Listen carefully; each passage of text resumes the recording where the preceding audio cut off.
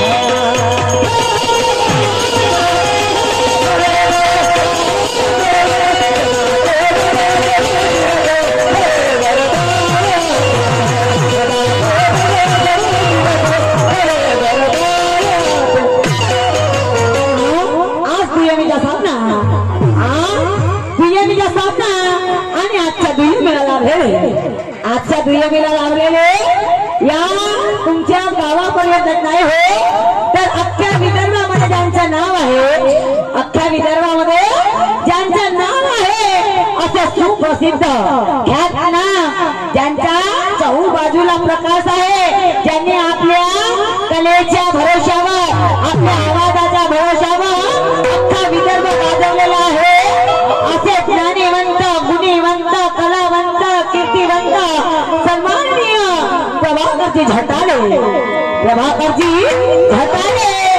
यांना घराच्या माध्यमातून एका प्रश्नाची विचारणा करते आणि माझा प्रश्न म्हणजे असा की विराट राजाच्या नगरीमध्ये विराटेश्वर नावाचं एक शिव मंदिर आहे विराट राजाच्या नगरीमध्ये विराटेश्वर नावाचा एक शिव मंदिर आहे तर त्या शिव मंदिरामध्ये एक झाड आहे त्या शिव मंदिरामध्ये एक झाड आहे तर त्या झाडाला एकच फूल येतो त्या झाडाला एकच फूल येतो तर सन्माननीय झटालेजी तुम्हाला मला हे विचारायचं आहे